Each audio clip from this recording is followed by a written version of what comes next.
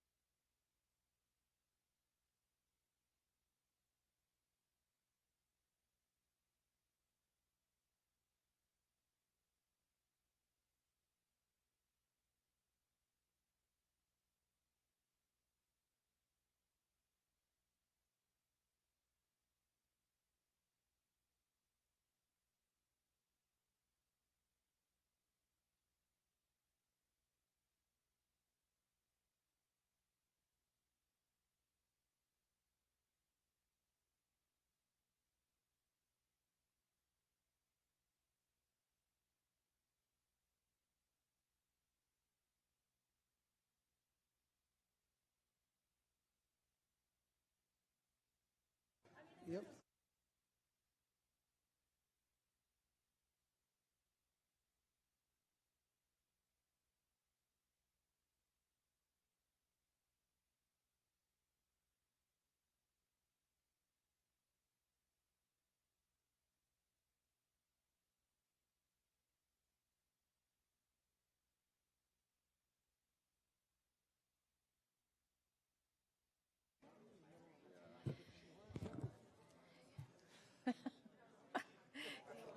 Good afternoon, everyone, and welcome to our Reentry Network meeting for February 13th.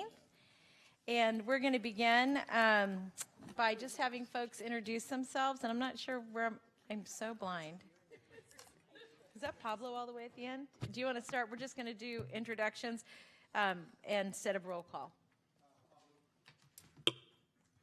Pablo Gaxiola, former consumer.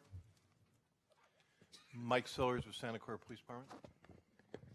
Amanda Clifford, formerly Justice Involved.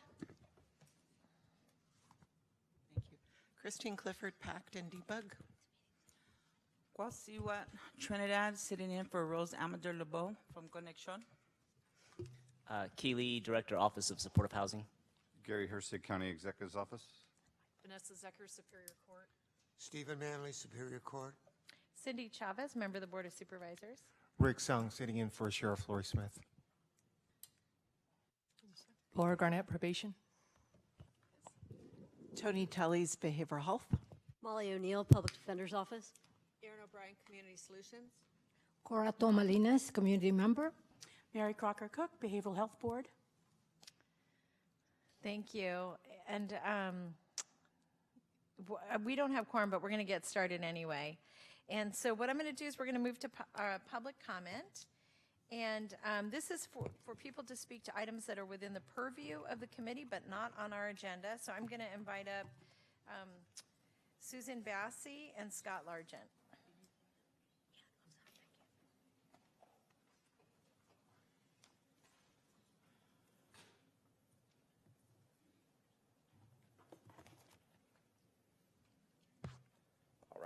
Good afternoon, everyone. Scott Largent.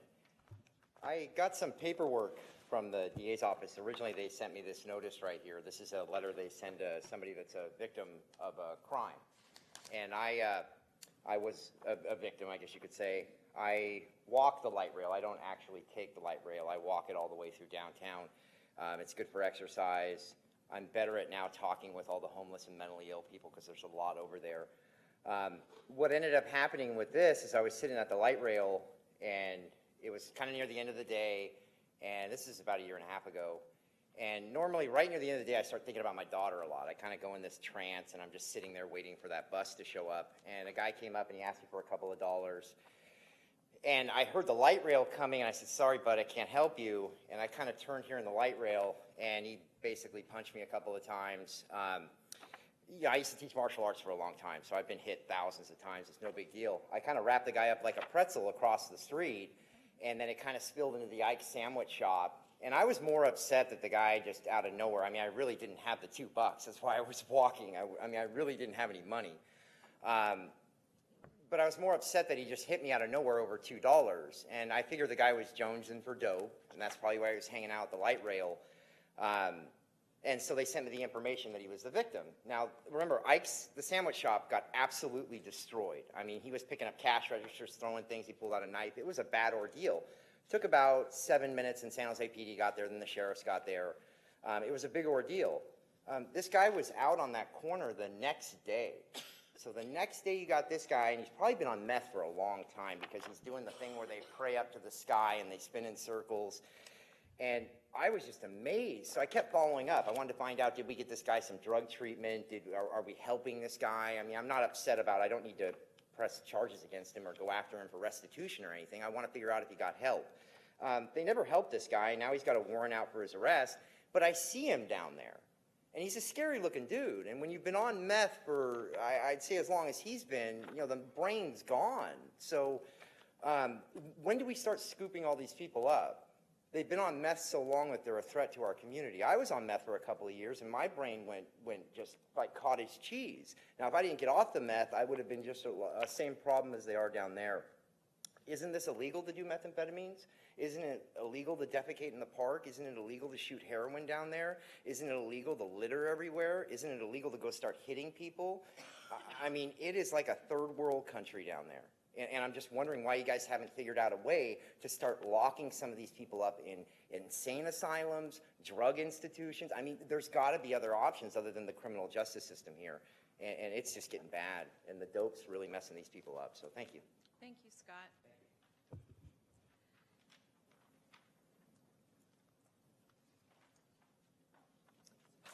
My name's Susan Bassey, and I am a publisher, an investigative reporter, and I have been doing extensive work in our county.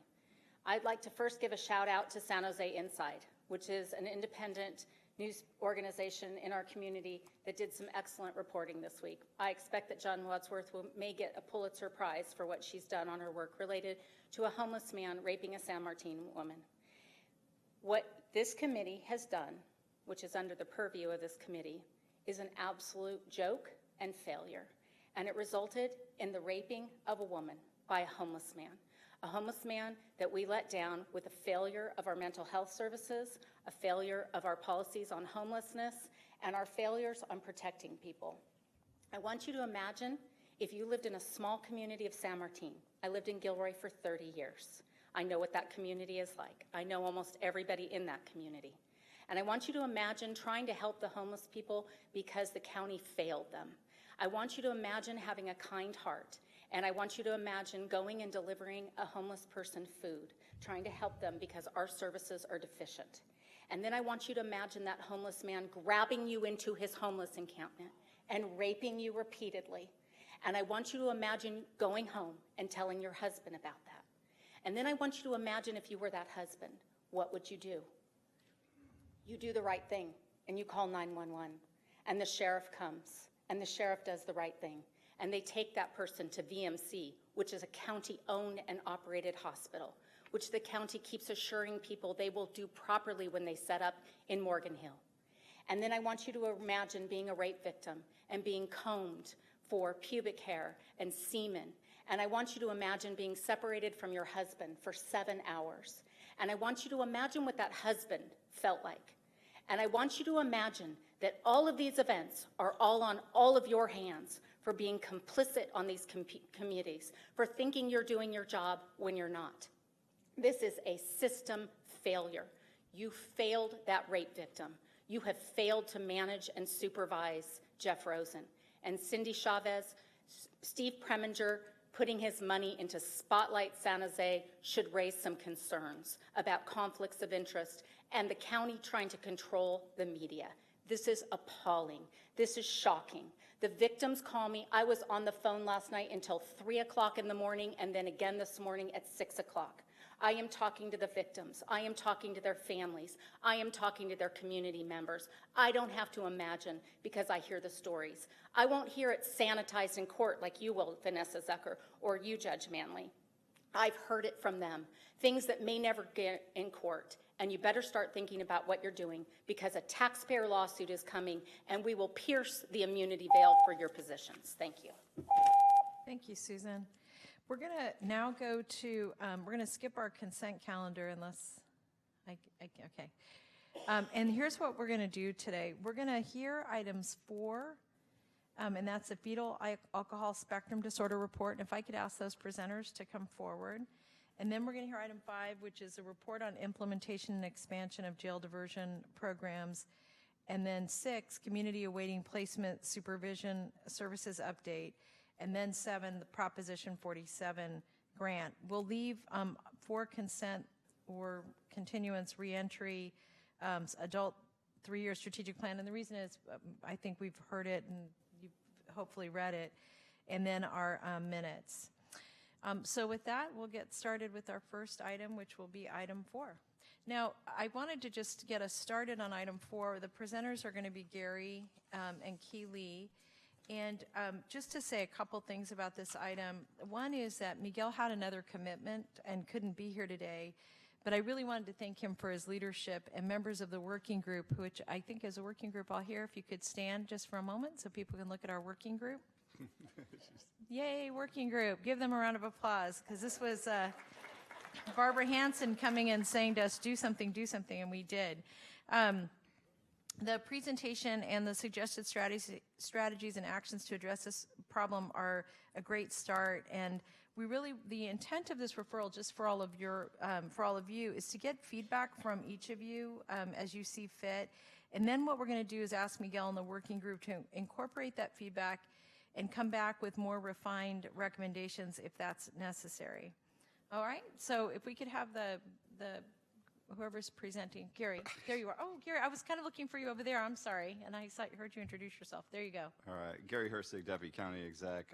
Rachel's also with us to answer questions, and Keys here as well. So back in July of last year, Miguel, the Chief Operating Officer, put together a working group that consisted of members of the County Executive Office, Office of Support Housing, Public Health Department, Behavioral Health Services, VMC, and SSA to really begin exploring FASD.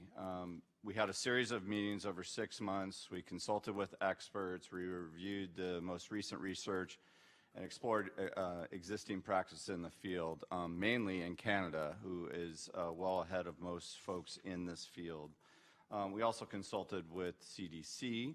What we general findings, what we discovered, besides it being kind of an eye-opening experience for all of us on the committee, was that FASD is not easily diagnosed or identifiable.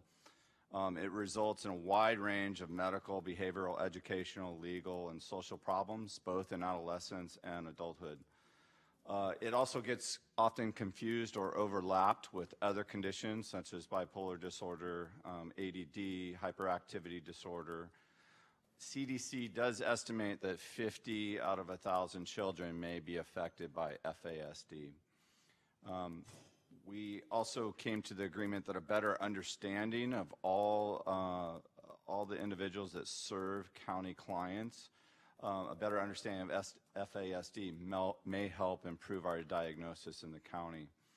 Will also help us develop better programming throughout the county as well. Some of our possible action strategies that we kind of developed as a working group was a public awareness or health promotion campaign. This would be a multi-year educational effort around alcohol drug use during pregnancy. We thought a logical place for this to land would be the public health department, but we're open to suggestions. Our second thing was preventative and health promotion for county populations. Train and require county staff to provide educational materials to client base. This is something that's done sporadically, but is certainly not required across the board. Also, 3 is screening, incorporate screening for risky behaviors during pregnancy as a normal operating procedure. Again, to make some of these practices around FASD that we're recommending mandatory across county facilities and county services. Awareness training for practitioners include FASD training and annual ongoing training requirements for practitioners. We know some of this happens, but it certainly is not required across all of our different service entities.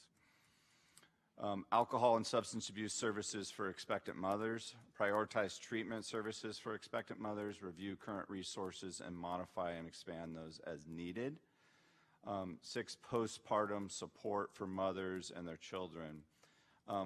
This was a large discussion on this, is expanding the services from birth through the age 5, extend home visitation programs throughout the county. 7, intervention training for practitioners. Again, support and psychoeducation through relationship based model is something that we could do better at throughout the county. 8, we also suggested some pilot programs, target at-risk populations such as the homeless, persons coming out of jail, exiting jail, and foster youth.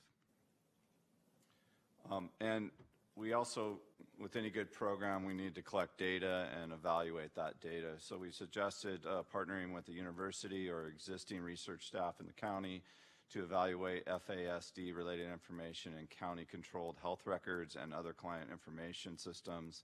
Obviously, we would need county council to weigh in on that and how we could share that information or review that information. And then our last recommendation, upon direction from the Board of Supervisors, create a task force to implement FASD-related practices throughout the county system. So with that, Key, Rachel, and I will try to answer any questions you may have. Great. Well, if you don't mind, what I'd like to do is let's hear from the public, and then we can give our feedback to the staff, if that's okay with everyone.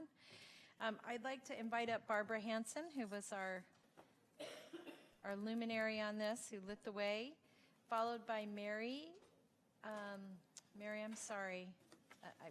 If you could come forward, I'm not going to say her name properly. Dr. Robert Land, and I think Kathy Page. Welcome, and each of you have 2 minutes. Thank you. How can we thank you enough, Cindy Chavez, Miguel Marquez, Gary Hersick, and Key, for who you are? You represent government at its best. You listened, you inquired, you researched, you supported each other and those who report to you with grace, eagerness, and awareness of how you can make a difference. You make good sausage. The FASD Collaborative has been on a non-alcohol high. With the plan before you today, this county can be a model for the nation addressing FASD from cradle to grave. We want you to know that at the state level, we're working for legislation to make this part of a special education category. Of course, the crux of any policy change is its implementation, and it is here that we, the Collaborative, offer you our resources. We are here today. We have Dr. Robert Land, who's going to speak, his wife Mary as a parent. We have Dr. Ruth Cook, who was a professor emeritus at Santa Clara University, and Professor Shirley Sparks, who's been writing about this since 1986, and then Kathy Page, who is an expert nationally. All of us have loved ones who are living with FASD. What we know from firsthand experience is FASD is a permanent condition. It is an uphill climb. No amount of alcohol is okay. It's misunderstood. It's often judged. It's not the end. It's a fight. This disorder can't be changed, but the heart can be. Thank you for your heart and your heads. You are providing a world where it is understood that often difficulties are about can't, not won't. Thank you. Thank you very much. Thank you, Barbara, for getting us this far. Wouldn't have happened without you. Thank you. Yes, and always the sharer. Yeah, thank you. Hi. Welcome. Hi, my name is Mary Bagatellos, and I can't thank you enough in 2 minutes, so I'm going to have to put that in writing later. I'm a person who worked in tech sales, public relations, and media for much of my adult life. I'm also a relative, a guardian until last year, with 3 young relatives living in our home for the past 6 years. They're former foster kids. They were adopted, and the adoption failed. I think because they were misunderstood and unsupported, and FASD had a lot to do with it. In utero alcohol, as in other brain-injured people, these kids may or may not be able to be self-supporting, fully or otherwise. We fell through many cracks in our journey through the county services. Everyone did their best and they meant well, but despite the information in the kids' files dating back to age 3, we could still not get FASD diagnosed. As of now, we doubt we can get SARC, and the question is why? A 19-year-old has an IQ above SARC cutoff. FASD is not part of SARC definitions, particularly if the IQ exceeds 70. She appears with what is called false competency or intermittent competency. This becomes a citizen who fails. What will become of the person who might not remember or follow 3 consecutive steps? A person who is emotionally explosive or difficult, who cannot functionally understand or manage time or money? Who will remind, persuade, or bribe that person to shower? How will they hold a job? Will she steal when she wants candy or needs money?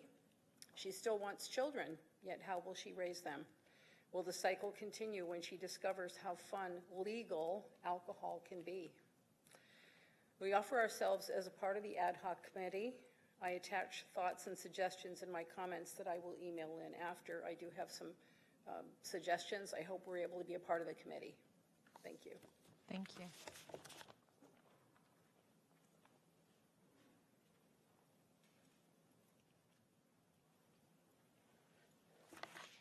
Good afternoon, everyone. Oh, this is interesting. Okay. Good afternoon, everyone. Just a little bit about myself. I've been working in Santa Clara County as a psychologist for about 20 years.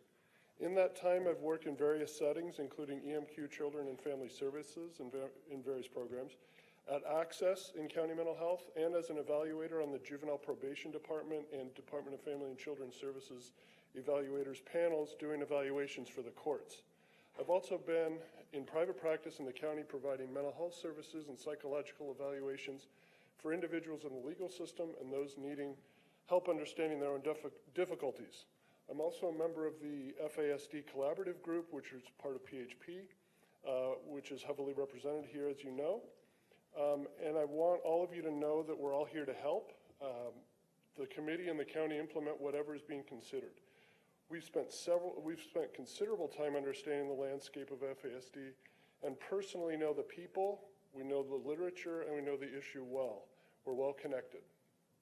We're eager to and willing to help.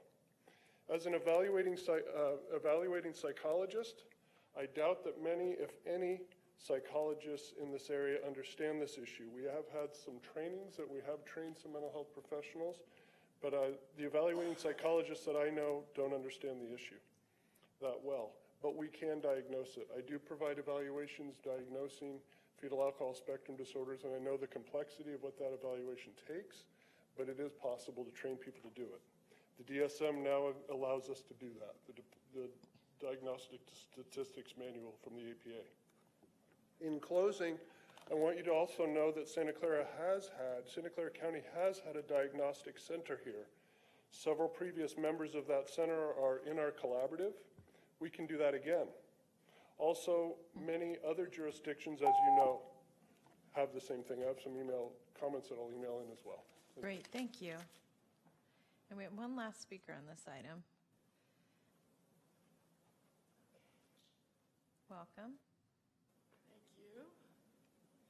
Do I have to do anything here? No, just Okay. speak. Isn't that awesome? Okay, I'm Dr. Catherine Page, and 20 years ago, I had the privilege of pulling together and directing the fetal alcohol diagnostic clinic at Valley Med, along with Christine Clifford and Shirley Sparks, who is sitting back here and will not speak, but she actually wrote the first book on children of substance abuse, so she's part of our number as well.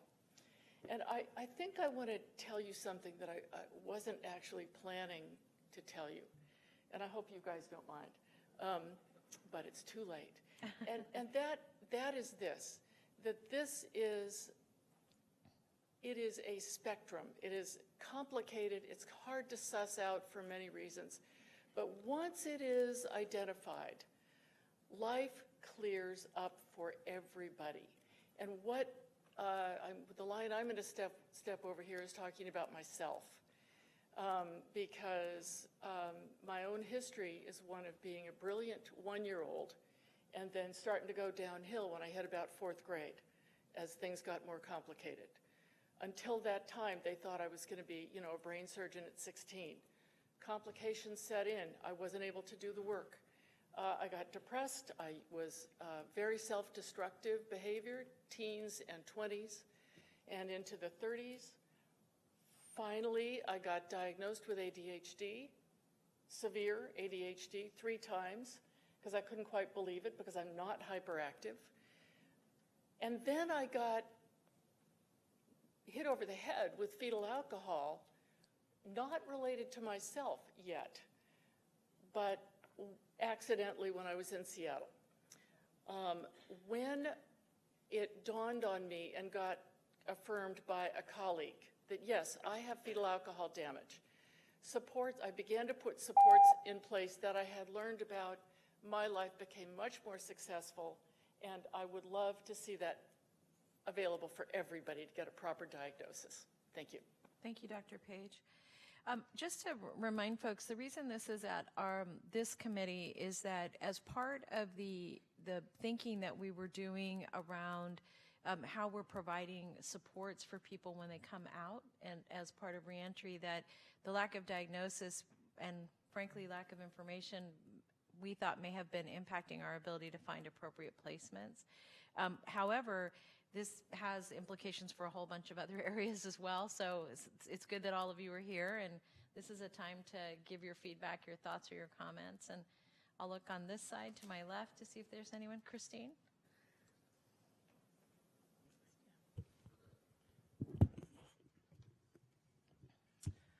Hi, thank you. As the adoptive mom of somebody who struggles with fetal alcohol spectrum disorder, this is really a dream come true that the county is looking system-wide for how this impacts a person.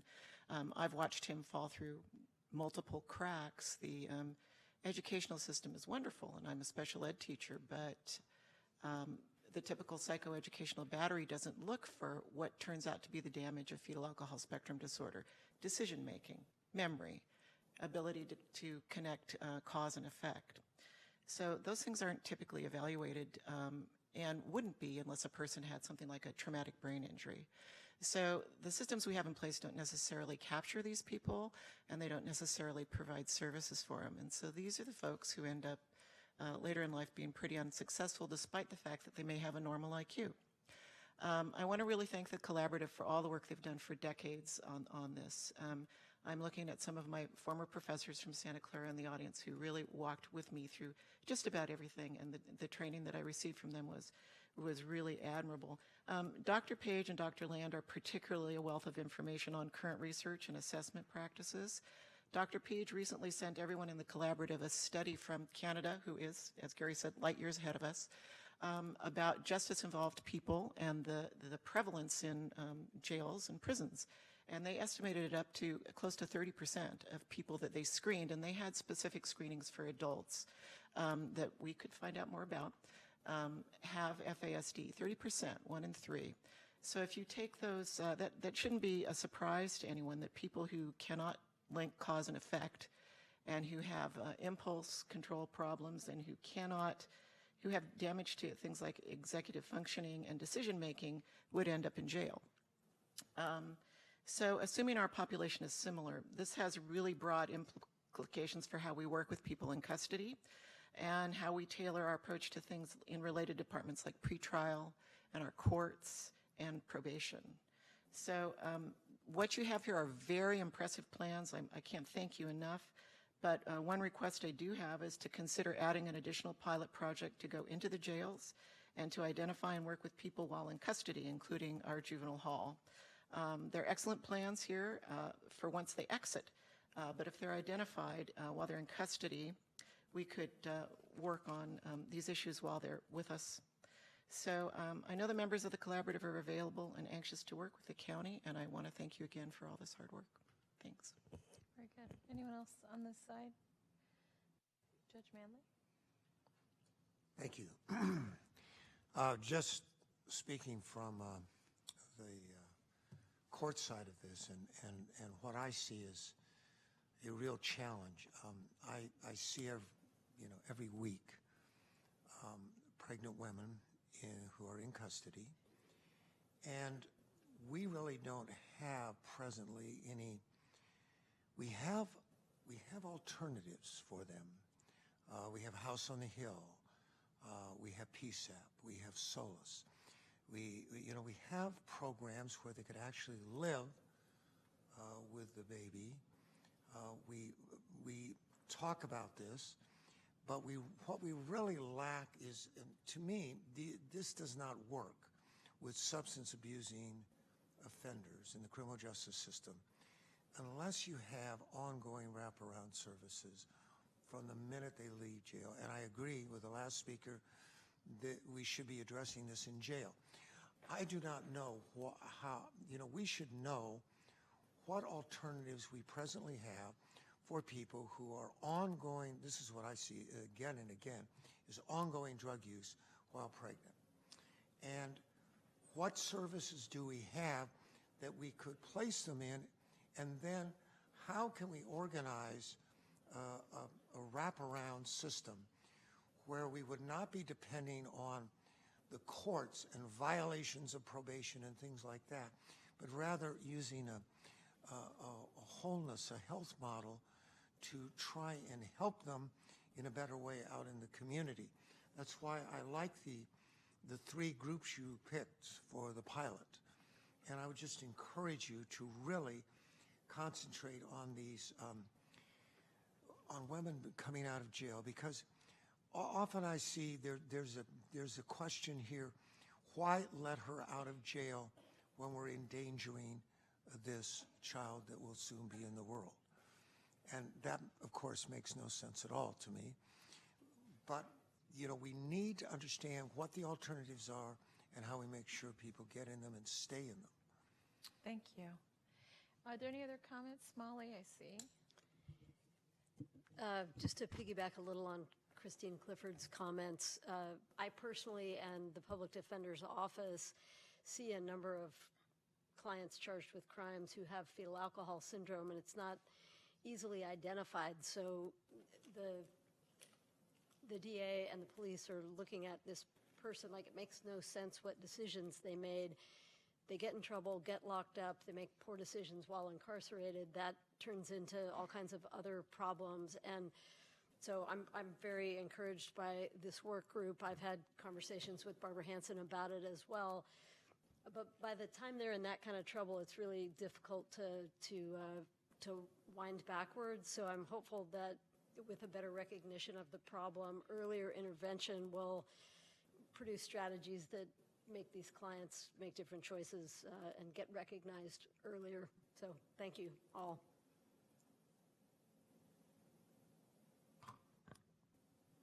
I'd like to echo the appreciation of the community members to this body. Sometimes community members like myself, Christine, who are not experts and who are not directors of anything, sit here and give our opinions and our input to the impact of problems and the solutions that we think and we feel is coming to the community. We're not always sure that you listen to us. This time, though, is one of those times when you did, and thank you very much for that. Most of all, though, I'd like to thank the community that are here today. This is actually proof that when you come and when you get involved and when you open your hearts and how a problem affects you personally, it happens. It happens, and we do listen. Thank you. Great. Any other comments or feedback? I have just one that I want to offer. Did anybody else? No. Put my glasses back on. Okay. So thank you, everybody. I just have one other next step that I want to make sure gets included. As part of the Children's Family Seniors Committee, we're going to be taking a look at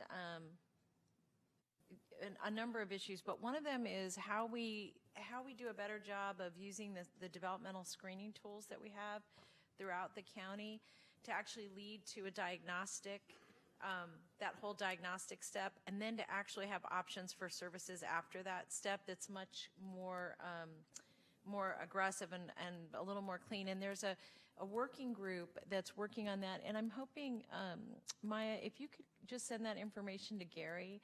And Gary, the main reason is I think they're on the diagnostic piece, we're beginning to think about that, and it would be helpful to get your feedback on that, or whoever you think would be appropriate, and share that with Miguel as well.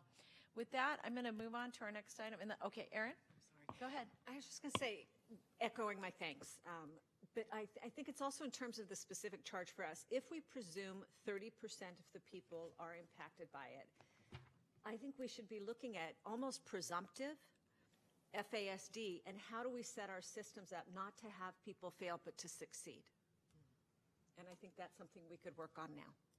And again, I would just add that this screening working group what's important about pulling this topic out is that it hadn't been for so long, and it was, in fact, it was, and then it wasn't. So it's good to see it back on our radar. I think there are a number of issues that go in that category, and I just want to make sure any steps a county's taking that are broader around screening and work we're doing in diagnostics, that this gets knitted in and not left out. That's really what the point is. And I think, Erin, the point that you're raising, which is so critical, is understanding enough about how young a child can be when we can start doing all of these kinds of assessments, especially where we may have a suspicion that there's a problem. So that's really great. So thank you, everyone. There's really no action except to give feedback. And do you feel like you gave feedback? And then you're going to send us more information. This will come back to this committee. I would want to recommend it come back here. And then I just suggest maybe we bring it back as part of the report back on the benchmarking and diagnostics as well, just so we can keep those two projects aligned. Great. Supervisor Chavez, could I ask, I'd really like our team to look at the detailed data on this, Great. The findings in Canada, because I do know from prior work that there's a large Native population in Canada, and that population has a very high degree of both alcohol and substance abuse. And so it'd be interesting to see if they break it down by different populations and age grouping. So I think having some knowledge of that, would be great. It would be really helpful. I think especially for the team, our team who's looking at assessments. Great. Good. Very good. Thank you. All right. So we're going to move on then and just say another thanks. And I wanted to, before we move to our next item, I didn't get a chance to introduce and thank Captain Mata for coming. Captain? Ooh, Deputy Chief. Wow. So Deputy Chief Mata for coming for Chief Garcia, and also to welcome Council Member Maya Esparza, and who will be joining us. And we are going to do the formal paperwork to make sure you even get name cards next time. So sorry about that. All right, so we're going to move on then to item 5. And this is the report on the implementation and expansion of the jail diversion program. And Tony, I think we're turning this over to you. I'm turning it over to my team. Oh, there you go. So Bruce Copley, who's the longtime director of Alcohol, Drugs, and Now Access Services, and Gabby Oliveras, who is our division director for the justice system. And so they're going to tag team. We have a brief PowerPoint, and we want to provide information and then be able to answer any questions from members of the group as well as the public.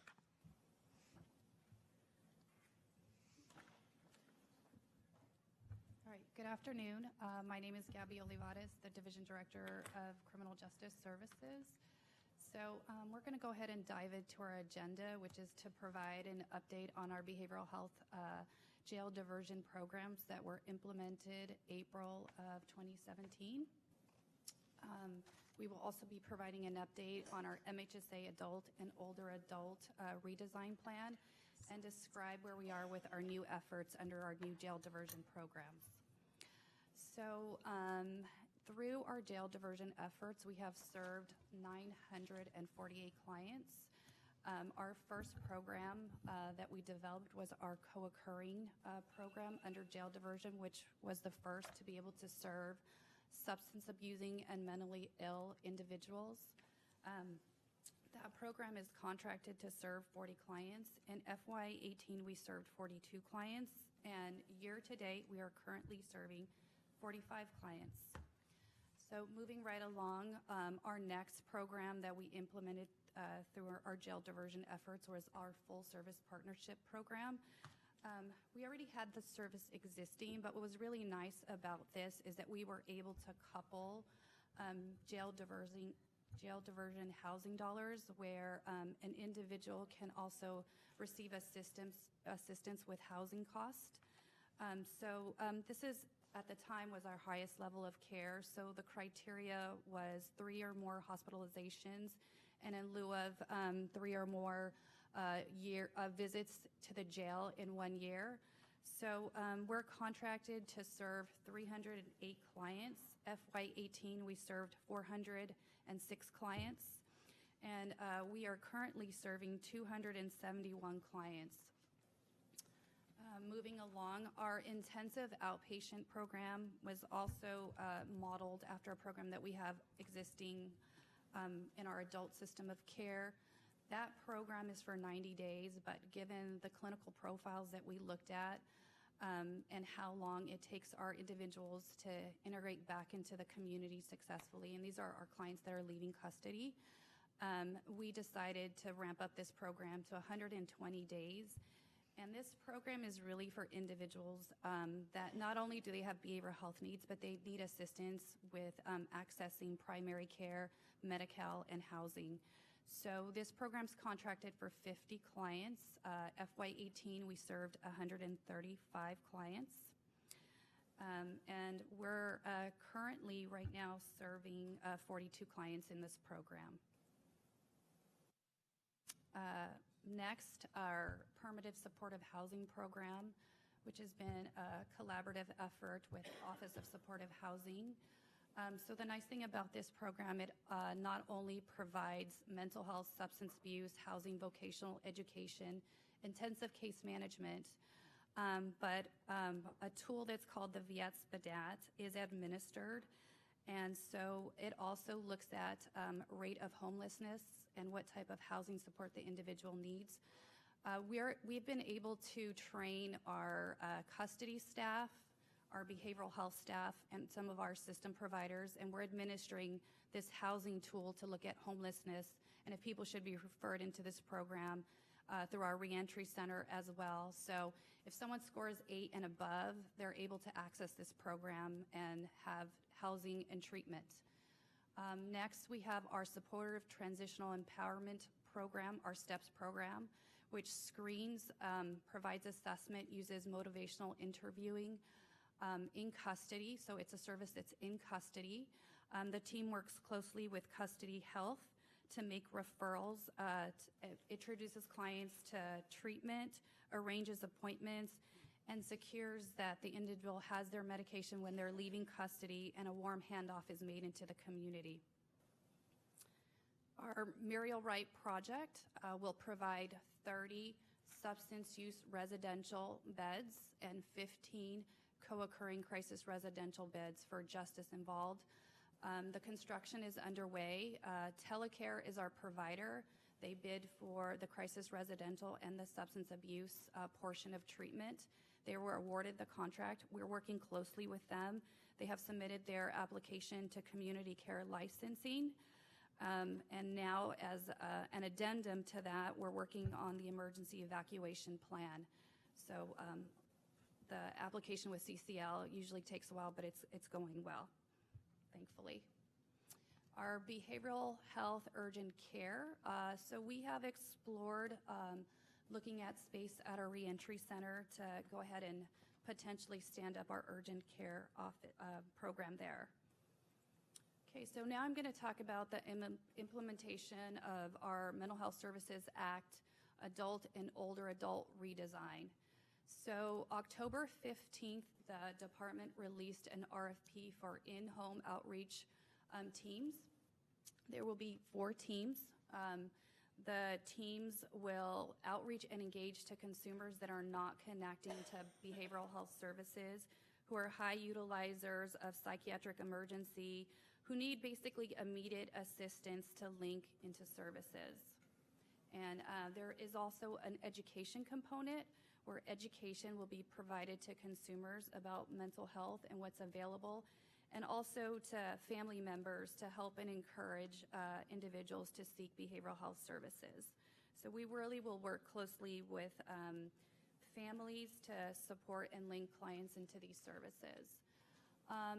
On January 25th, we released 3 RFPs. So we released our Intensic Full Service Partnership RFP, our Assertive Community Treatment RFP, and our Forensic Assertive Community Treatment, which is our FACT model, which will be the highest level of care for custody-involved individuals. These RFPs will provide 400 intensive slots under FSP, 200 slots for ACT, and 120 FACT treatment slots, 20 which will be dedicated to our IST population. Proposals are due on March 2019. We also have contracted with Research Development Associates to really do a deep dive and look at our current diversion efforts and also the services that were provided in our treatment courts, and also to look at our post-custody programs and services. So our RDA team has outreach to many of you already, some of our stakeholders, our system providers, our community-based organization, and also to our staff. And really what the assessment consists of is looking at who is accessing our services, who are our consumers, how are we identifying our consumers, and where are the points of linkage? Is it reentry center? Is it through our court system? How are people accessing our services? And in addition with that, really helping us to project and forecast out what's additional capacity that we need to ensure that there is timely access to our services. The other great thing that RDA has done is they did a national best practices research to look at standardized assessment and screening tools, which we will be sharing with Custody Health. So the goal is really that everybody screens, assesses, and refers to treatment the same way. As you know, many of our consumers have about 13 assessments that are done at various points of before they access jail, after they leave jail. So we'd really like to just have some standardized tools and not have our consumers repeat this screening and assessment process so many times over. Additionally, I'd like to just highlight that Behavioral Health Criminal Justice applied for the SAMHSA Trauma-Informed Care Train the Trainer. So we really want to develop a trauma-informed system of care where we receive free technical assistance to train staff, and it's a train-to-train model. So as staff move on to other opportunities or we contract with new vendors, that learning and that training will be spread out throughout the system of care. Okay, so moving on to one of our new jail diversion efforts, Assembly Bill 1810, which was passed on January 27th of 2018, signed by Governor Brown. This bill allows for potential diversion of individuals who have committed a felony, misdemeanor crime, and would be potentially eligible for diversion under the court's discretion. Friday, we actually presented our plan to the state. So we're looking at 2 tracks. Track 1 are people that are in community and their public defender, their private counsel really feels that their mental health disorder really was permanent at the time and is the reason that they committed this potential crime, right? So behavioral health is contacted. We do a screening to really look at do they have an Axis 1 diagnosis? Are they amenable to treatment? And what services we would refer them to. So that effort is underway already. Track 2 is our incompetent to stand trial, where we are working with the Department of State Hospitals to obtain a 3-year contract. We presented our plan, as I said, FACT, 20 slots of our FACT, which is our most intensive treatment model, will go to our incompetent to stand trial, and it will be coupled with housing resources. So when someone leaves treatment, they access treatment and they also have a stable housing environment to live in.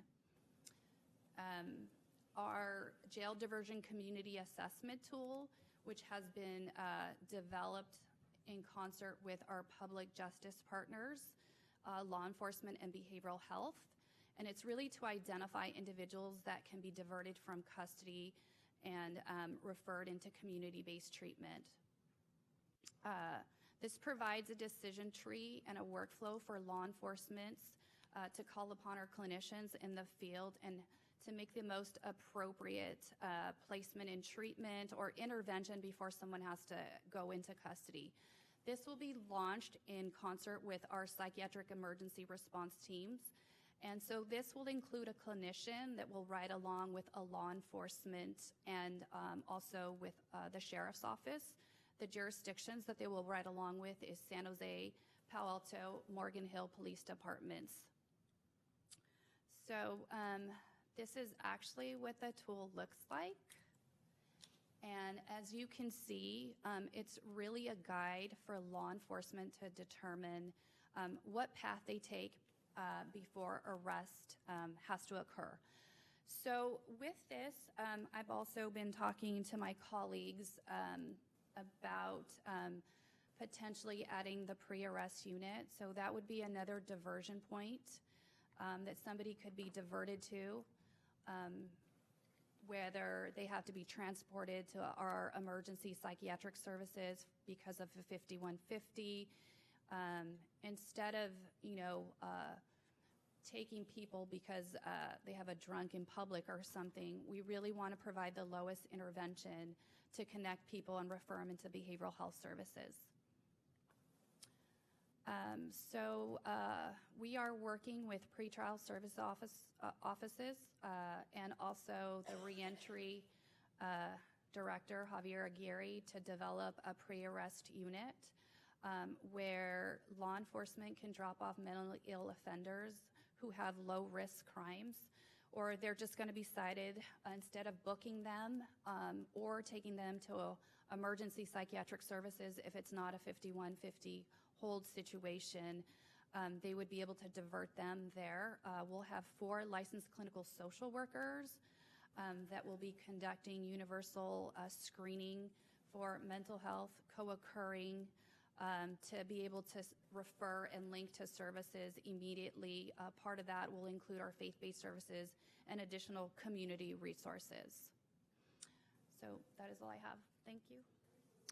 Bruce, is there anything you'd like to add? I think there's a lot going on the substance. No, I think Gabby did a really excellent job. We did answer some of your other questions, and we're certainly open to any additional questions you have or clarifications from the document that we provided you. Thank you. I will go to questions. I'll just let you know he's also referring to, we try to send people questions in advance so I don't surprise everybody. I don't always remember to do that, so I apologize. But are there any comments or questions on this side? Pablo? Yeah, just great work on some of this stuff. Just identifying as an individual that has had mental illness, being able to be diverted if my mental illness is a part of my criminal behavior, and I'm not criminal in nature, but my mental disability causes me to do things that put me outside of the law, and then giving me an opportunity to get resources rather than a criminal record, which would combine me with not just mental illness, and now I have a criminal record. So looking at ways to kind of deter that is excellent work, and I'm all for it. Thank you, guys. Any other comments, Christine? Yeah, thank you very much. This is a wonderful plan. I just had 2 things I wanted to ask about. If a client's first encounter with a public defender, the person who may refer them for mental health services, is arraignment court, where in that process can you interrupt before they're taken into custody? Is that with the mobile units that you're thinking, that they wouldn't be taken into custody in the first place? Do you want me to jump in, guys? Do you want me to jump in? Since I'm sitting next to the public defender as well.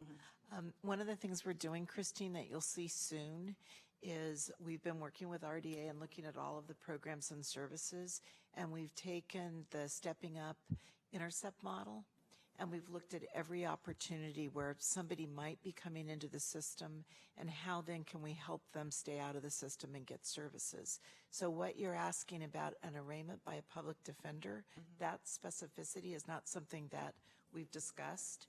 So I think we need to ask the public defender about that and then look at the programs and make sure that we have that on the Intercept model, our draft.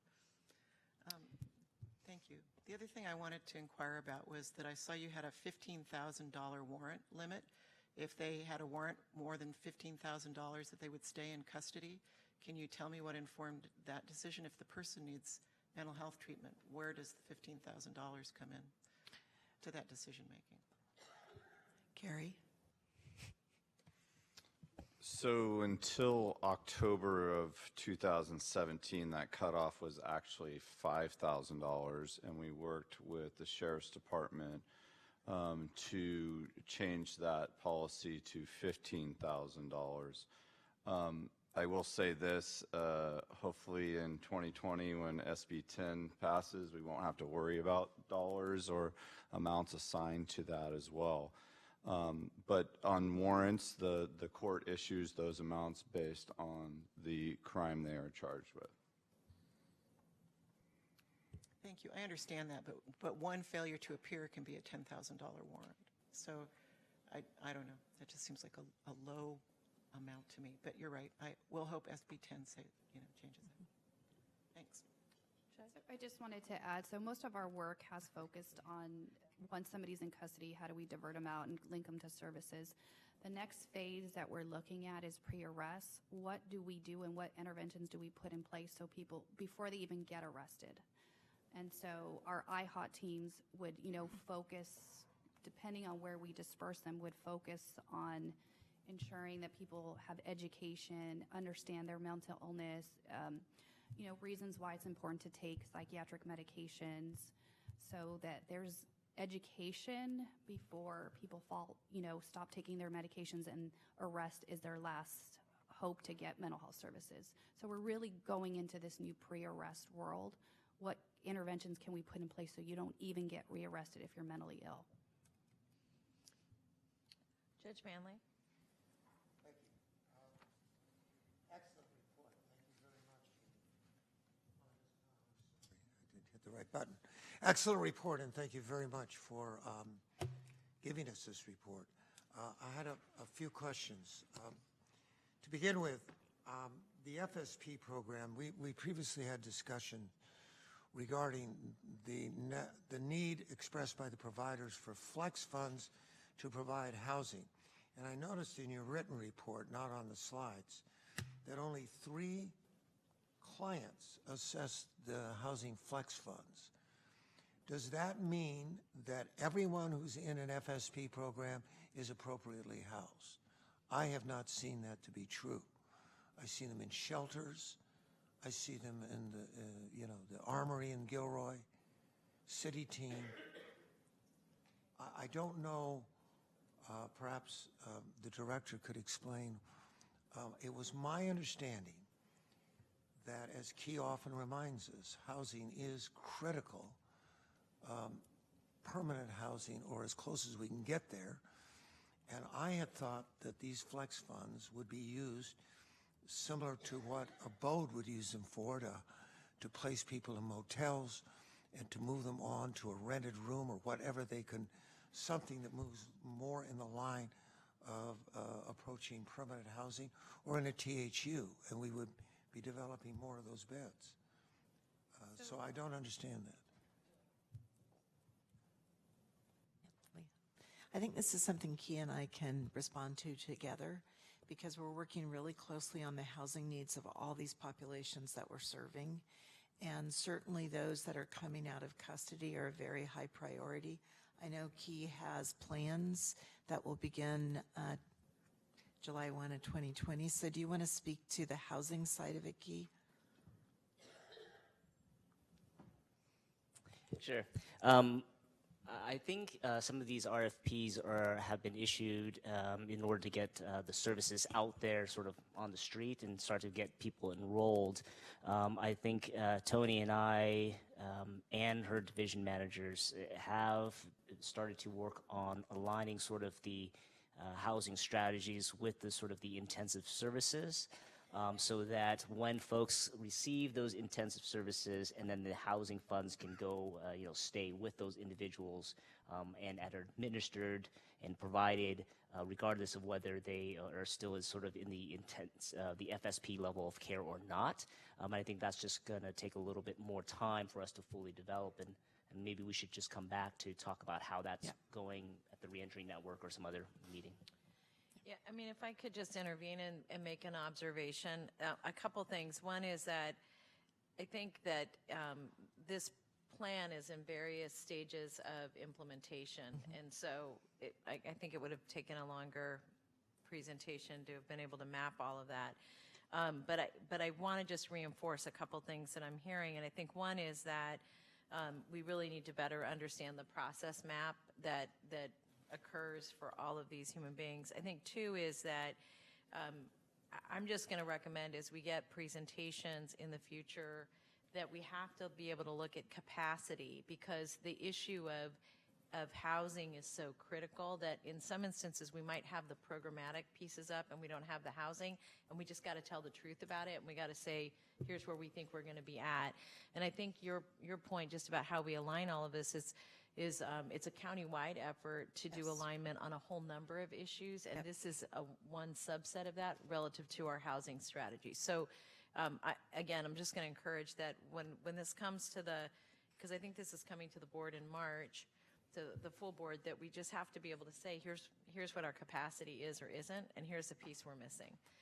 So that's the second thing. And then the third thing I just wanted to really reinforce is that I do think the one other opportunity we have is that as we think about our reentry center, not creating new places for police to drop humans off. Like, I think we need to have, we're at some point we're going to run out of money, and this is my big fear, is that we're going to be tight on funds, and we're going to need one maybe very central resource center like reentry, where we have a lot of options in that location.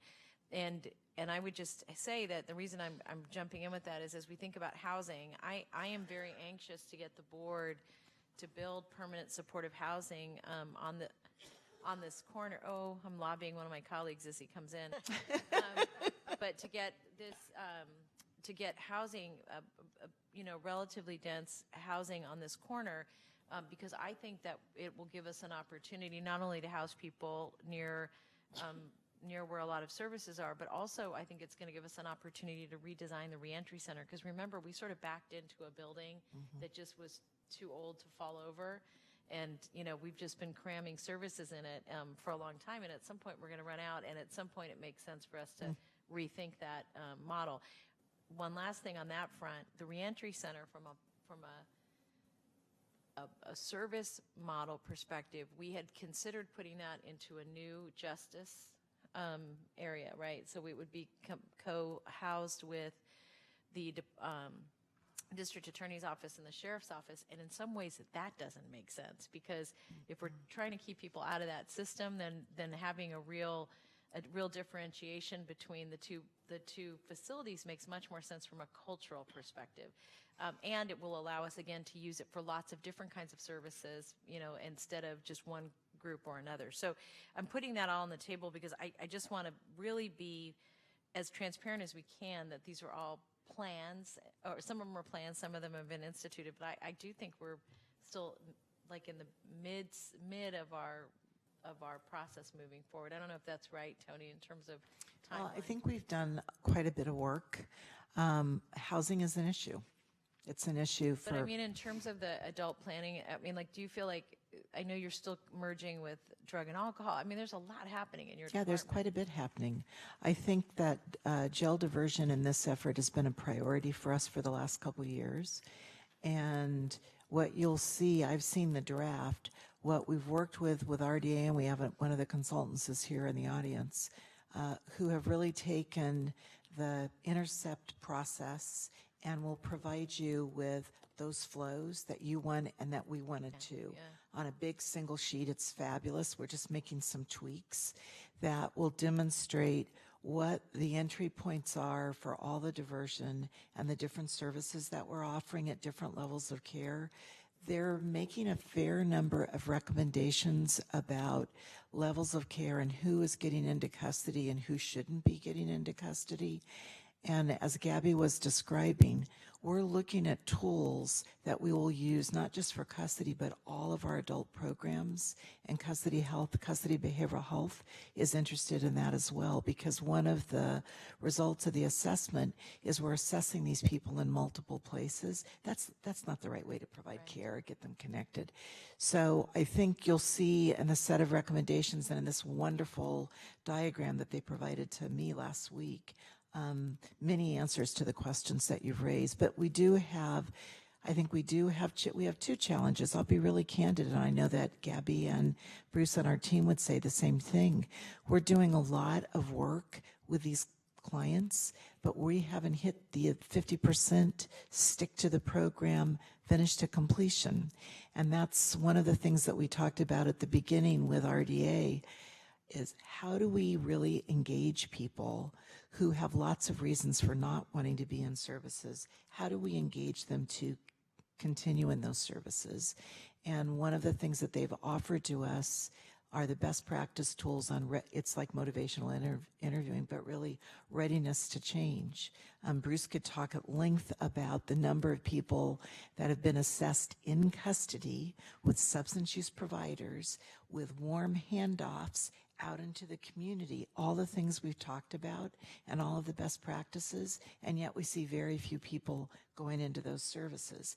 That's not about a lack of planning or any of those other things. It's what's going on with these individuals, that services are not their highest priority. And so that's one of the things that we've been talking about with RDA and with other county partners across California, trying to figure that out. So just to add one more thing, and then Judge Manley, did you have anything else on this? Okay, just one other thing I would say is that we got asked a really good question when we were at the San Jose City Council, and I just want to make sure we can answer it when we get to the board, and that is, people asked us, what is the number they call? Like, what's the access code? What's the key to the kingdom? And I want to make sure that we can say what that is. And the second thing is, I want to make sure that whatever services we're providing, even in custody, that it should not require someone to get arrested who then gets ready to get the help they need. And in some respects, a lot of our paths are pretty narrow to get our services. And, you know, the broader those paths are, I think then we're able to match when someone's ready versus when we have access to them. Because sometimes they need access to us. And so I just want to make sure we can respond to that. All right, Judge Manley, I'm sorry. I didn't mean to jump in there. Following up on that, I'm in complete agreement. I think, and Tony, I'm very pleased that you're working on the engagement and re-engagement, because I think that's where we really fail. And that's why we have so many people in custody who do not need to be there, but repeatedly are. I did want to ask Bruce, as to the Muriel Wright Center, when will that open? We are hoping early March. They're in the final process of getting the fire code together, and as Gabby says, Telecare needs to get their community care license for the stabilization side of it, but hopefully March, and that will allow us to put people in the crisis side of the facility, have them stabilize, and then have them move into treatment, the recovery side, or vice versa. If they come into recovery and they begin to have mental health symptoms, they can be stabilized in the crisis side. So that there's a continuation that we currently don't have. Right now we have a fractured system with those individuals with those co-occurring problems. So that will be helpful. And again, we're hopefully March. It's been a long process to get all of the fire clearance and the other zoning criteria that we need for these two facilities. Okay, I understand, and thank you. But I have a further question, and this is one I'm asked by other judges. When we started this process and made plans, we were not operating under the new Medicaid regulations relating to residential treatment. Have you seen a difference? I know I've seen a difference in the assessments. Many fewer are for residential. Do you see a difference in the amount of capacity that's being used or is needed from, say, a year and a half or 2 years ago and now because of the new rules?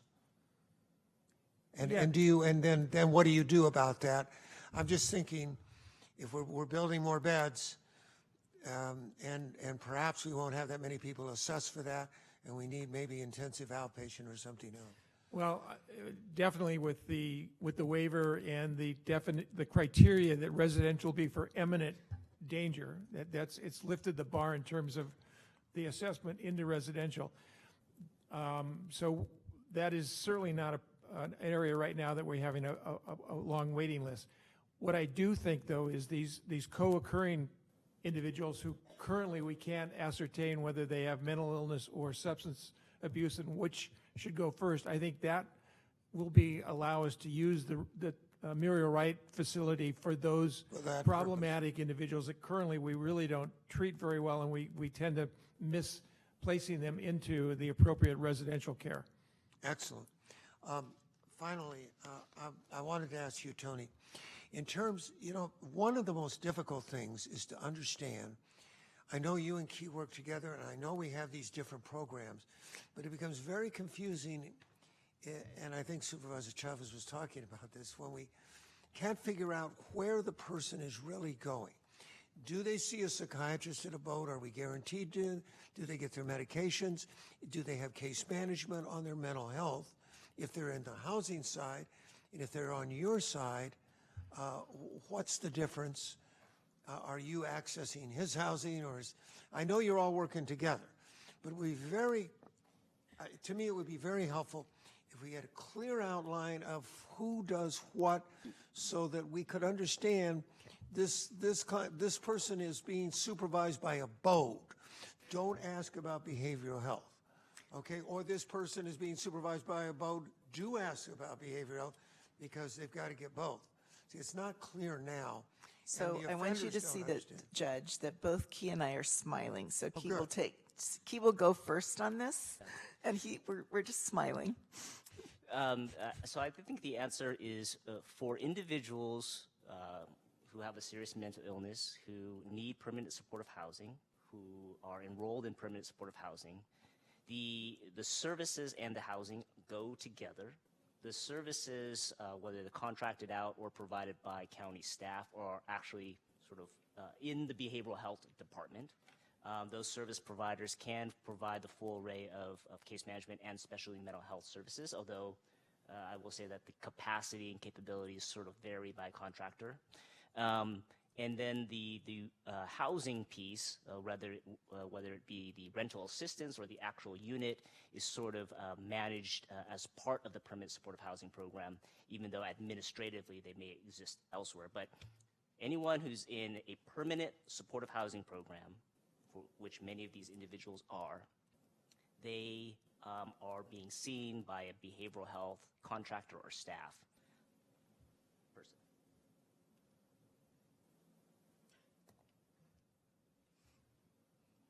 That's not sufficient for you, obviously, Judge Manley.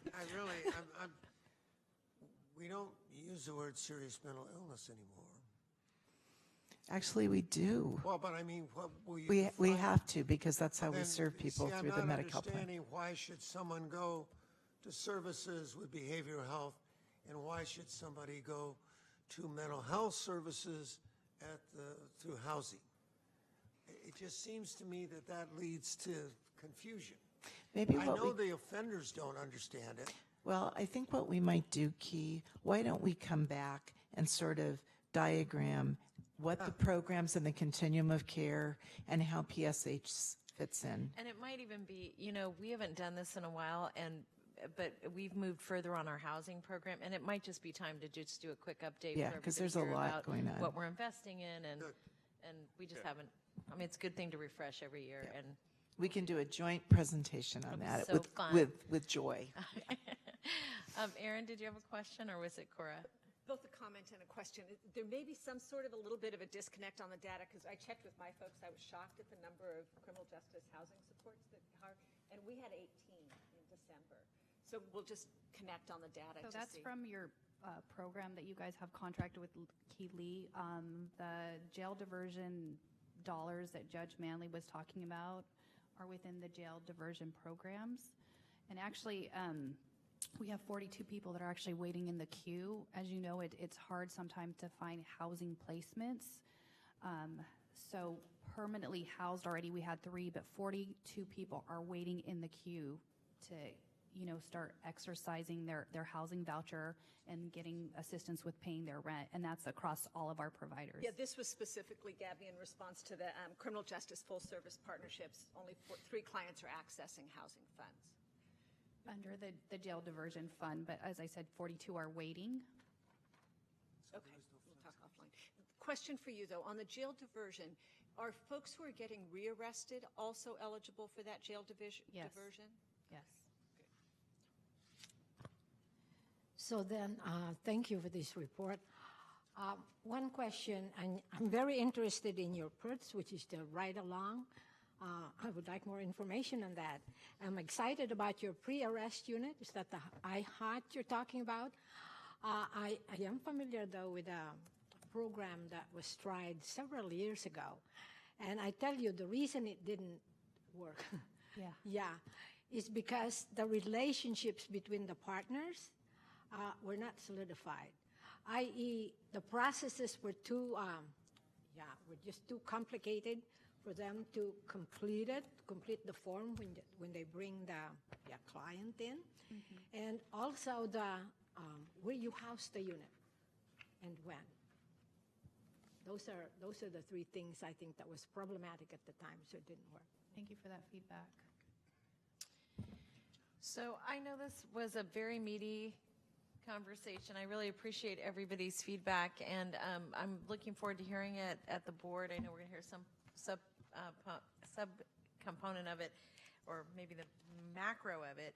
I will ask that the staff take note of the feedback that was given, so that when we have our next report out, we're prepared to respond to those things. And I do want to really ask Javier and Gary to really take a deep dive into like pre-booking and how many. I want to, as much as possible, align all of our services so we can leverage resources. And I know that's hard, but I'm not sure I understand exactly the impact to the reentry center or not. Yes, Laura. Thank you guys very much. That was an awesome presentation. I just feel like 3 years ago, we didn't think that this could even exist when we were talking about it. And what we've seen, whether it's all launched and perfect yet, is a total continuum that goes from here to the deep end, which is almost impossible to find in government. I don't see like having that kind of far-reaching kind of design set up. So I just want to say I really appreciate it. We do that a lot in children's work. I don't see this done in the adult work very often. So thank you very much. Thank you for that reminder. And we have 2 members of the public that would like to speak on this item, and that's Susan Bassey and Scott Largent. I could ask them both to come forward.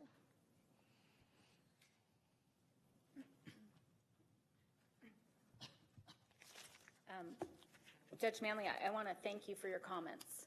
They are very helpful, they are useful, and I would encourage you to talk to the press instead of rooms like this where the majority of the public doesn't usually pay attention. You have a lot of wisdom, a lot of experience, and I think it would be very helpful to our community if you shared that with reporters and the media and you made those comments so that everybody could hear what you have to say. Cindy, you made 3 comments during the presentation that I want to focus on. You said specifically we should not just have police drop people off in our communities. when they're being released. You also talked about the access code and that people need a number to call.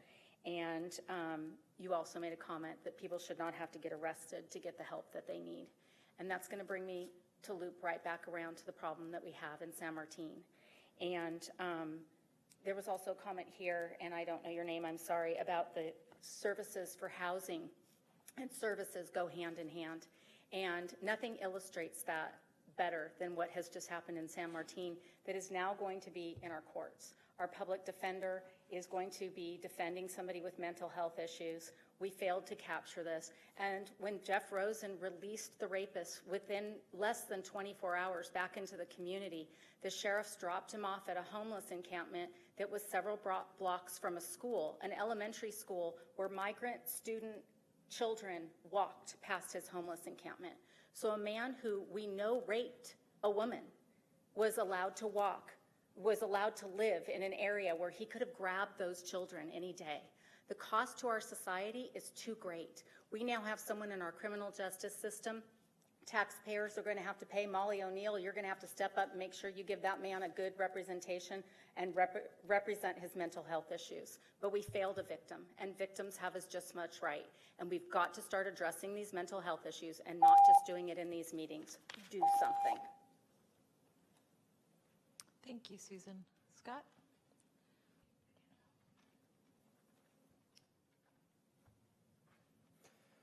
Good afternoon, everyone. I would like to see success stories with all this, and I don't see them. I'm the other gentleman here from the reentry center. You're the only other one, brother. I don't see these. So I mean, I understand we're in a setting here in a supervisor chambers. I don't see them on websites. I don't see like, hey, so and so was living in the gutter, he was strung out on meth, and now look what he's doing now, and he used these services, and we helped him do this, and we lifted this person up. I just don't see it. And I was able to review the report in the back, so I'm a little not completely up to speed. So I understand things are changing, and I'm seeing a lot of the expansions of the reentry center. Now remember, the reentry center will only help somebody if they're a felon. So that door was slammed in my face the first time I tried to use it. How many other people from the public are trying to use that reentry center? I mean, I know it's kind of an old dilapidated building on the corner. I would love for it to be one of those new ones off of Julian, you know, the big shiny bright buildings we're using for offices. I would love to see something like that, but how many people are being sent away from there on a daily basis? How many people need help? They keep calling out and wanting it. I always wondered why we don't have AA or NA meetings here at the county building. I mean, we've got these extra things here. It's not just homeless, mentally ill people that are strung out on dope. When I was running an electronics business, I knew people that worked at the DA's office that were strung out on dope. I knew people that were actual judges that were having some pretty bad chemical dependency issues. We've got a lot of issues here in our community, and we need help, and we need places to go, and I just don't think it's here. I really don't. And a lot of officers that I talk with, they're absolutely just fed up of all of this. They don't think it works. It's a revolving door, and they've given up on arresting these people. So what do? They defecate in the park, they do heroin, and they just sit and exist and die down there as we do nothing. So these people they're just all gonna be gone soon. I think we can do better. I think we're on that start, but we need to do more. Thank you. Thank you, Scott. Thank you both very much. That was a really wonderful presentation, and Tony, thank you, and your team, and Key for the assist. All right, so we'll move on now to item 6, and this is to receive a report from the Office of the County Exec relating to the implementation of the Community Awaiting Placement Supervision Service, otherwise known as CAPS. Good afternoon, Javier Aguirre, Director of Officer Reentry Services, and I'm going to do a brief report on the Community Awaiting Placement Supervision update. So as many of you recall, back in January of 2017, the Jail Diversion Behavioral Health Subcommittee sought to establish the CAPS program, and then later in February of that year, 2017, the board unanimously approved CAPS as a service commencing on April 17 of 2017. The CAPS service is a coordinated, collaborative approach working with key stakeholders in the county, which includes the probation department, custody health, office supportive housing, behavioral health services, pretrial reentry services, and we do collaborate and work with our Superior Court, the District Attorney's Office, the Public Defender's Office, the Sheriff Department of Corrections, State Parole, and our service providers. And our main goal is to reduce the numbers of individuals that are placed on the Jail Assessment Coordinator list, which we use as a JAC list. Back in January of 2017, the JAC list was about between 80 to 100. Just today, it's 61 individuals on the JAC list. Back in 2017, people that were waiting on the JAC list hovered around 80 days. Now the time is between 7 and 14 days that are on the JAC list before they're released to the community. One of the highlights we want to convey here today is the rearrest data. We were looking at the number of individuals that were released under CAPS. Out of the 553 clients that were released under CAPS since April 2017, we looked at 451 individuals that we could then look at the arrest information. And of those, in that population, that group, 45% were rearrested. And that's not recidivism, that's not conviction, it's just rearrest. And that's the time even after they've been placed into treatment. And so those individuals can be on CAPS for 7 days, in treatment, and then off CAPS, and then we did calculate the rearrest information. We're kind of looking now to look at rearrest just while they were on CAPS. But we did the annual review a few years ago of those clients that were just on CAPS, and only a few were rearrested. So CAPS usually they're there for 7 to 14 days before they're placed into treatment. We talked a lot about housing in the prior presentation, and yes, housing is a critical issue in terms of our clients accessing services and getting housed. Our goal is to make sure that all of our clients that come through CAPS and through Reentry Center receive the VI SPDAT so they could be assessed and into the queue. And in terms of clients enrolled in permanent supportive housing, in the first year of CAPS, 8 clients were enrolled in permanent supportive housing, and we were looking at the numbers of the last 3 months, and no clients were enrolled in permanent supportive housing. So we're working closely with Office of Supportive Housing to kind of look at why that is the case, and most of the reasons why is that the scoring and looking at VI SPDATs. Just a quick update on the client demographics information. Again, this is demographics of the 553 individuals released under CAPS, and the majority are male, the majority are of Hispanic, and we also looked at how many times people were released on CAPS, and 20% of those that were released on CAPS were returned back in jail and were released back in CAPS, so 20%. And we had 3 individuals that went through CAPS 4 times. So now the critical thing for us is to engage those individuals, and we've started to looking at engaging some of those clients and also our providers.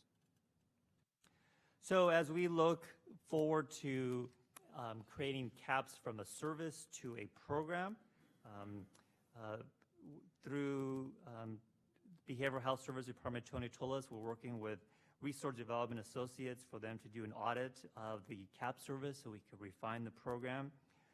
We're looking at releasing, instead of 20 clients a week, to 40 clients a week, so that's a warm handoff.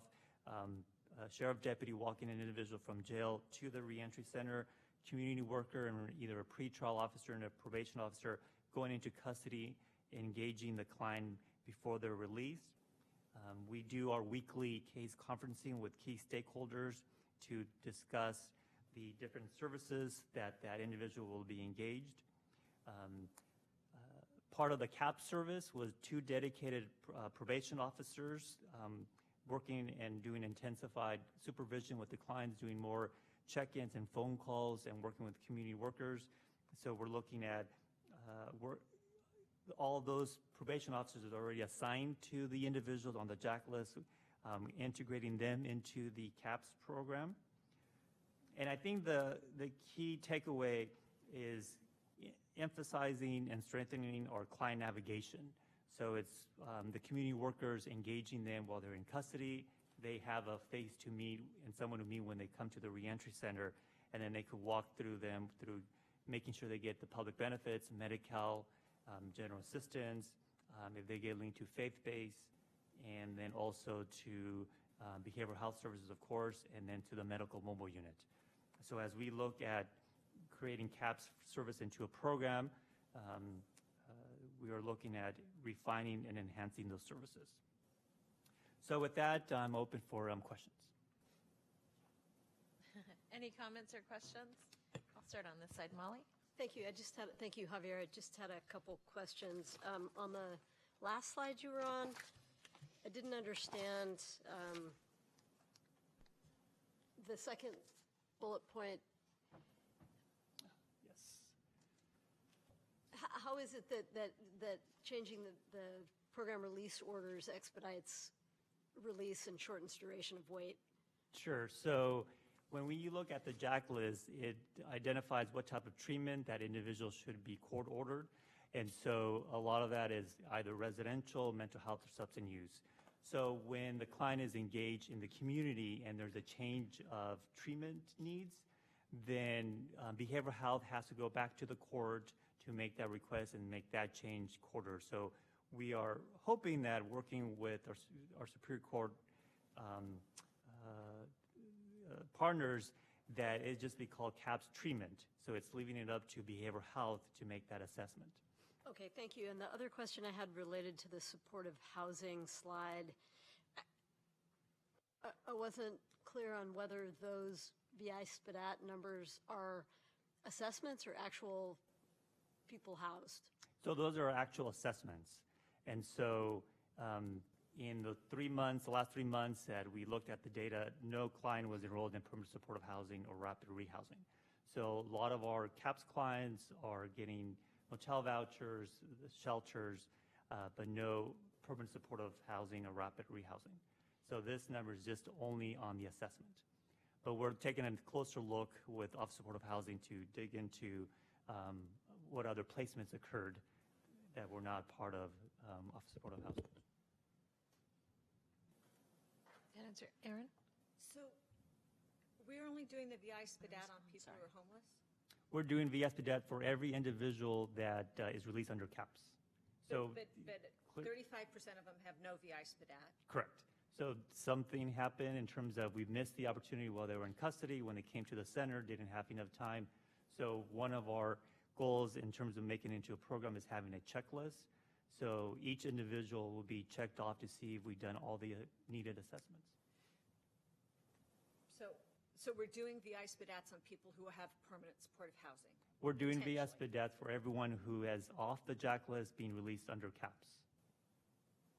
That's interesting. Why? That's just, so we are making sure that they're in the community queue to for them to be captured into permanent supportive housing to see where their score is at. Even if they might already have. I guess what I'm Yes. after is what percentage of these folks are homeless, but if we're assessing everybody, we can't say 65% No. are homeless. It's just 65% are assessed. Correct. Doesn't the score tell you if you're homeless or not? Yeah, we should look into this a little bit because usually the assessment is specifically for persons who are homeless, and I would not be surprised that, 2/3 of the folks coming through CAPS are homeless. I would not be surprised. And what is sort of surprising here is the high proportion of individuals who are homeless and who are assessed as needed permanent supportive housing. And I guess that's actually no surprise because they all have a mental illness coming out of the criminal justice system. And I think maybe as a part of our Prop 47 discussion, I think we are staring at some information here, which is very critical, that for this population, there are high rates of homelessness, and it's clear sort of what the housing strategy should be, permanent supportive housing and rapid rehousing. And we have to take a look at how we can deploy our current resources to adopt a sort of supportive housing strategy to address this. And supportive housing, of course, is the housing, the rental subsidies, and the services that go with it. And we'll find that, our resources will be inadequate at first, but I think as we begin to deploy that strategy and realign the resources, I think we can have more success. I was just in Sacramento at the Criminal Justice Behavioral Health Committee talking about our permanent supportive housing programs. We have, some number like 900 or 1,000 individuals enrolled.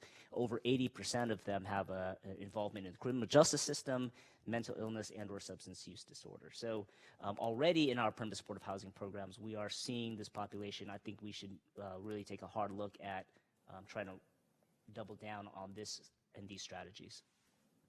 If I could, I think that the path kind of through reentry, though, is not a housing first model because the housing is tied to treatment. Right? Right. So I just Right. wonder if we're having that high a percentage of homeless people who are coming through the caps, that maybe we need to look at as a housing model that is separate for those people who aren't ready. Because particularly if we're looking at kind of the connection to substance abuse, we're not succeeding with that crowd. And so maybe a housing first model would be helpful. Yes, I think definitely it is a housing first approach, but we do assign, essentially, enroll people in a team, whether they're accepting the treatment or receiving the clinical services or not. There is someone, trying to get them into housing, and that usually lays the foundation for the other services. Yeah, and I would just go ahead, Tony. On that, I'm following all the data, research data, the data that we provided and the data that you provided. So we're hitting at about 42% of the people that we're serving are really sticking in any way in services. And I think just like we have to look at housing because it's PSH that's going to help these folks, we also have to look at what are we doing for engagement. So what Key's OSH team is doing is reaching out over and over and over again to try to get people connected to services.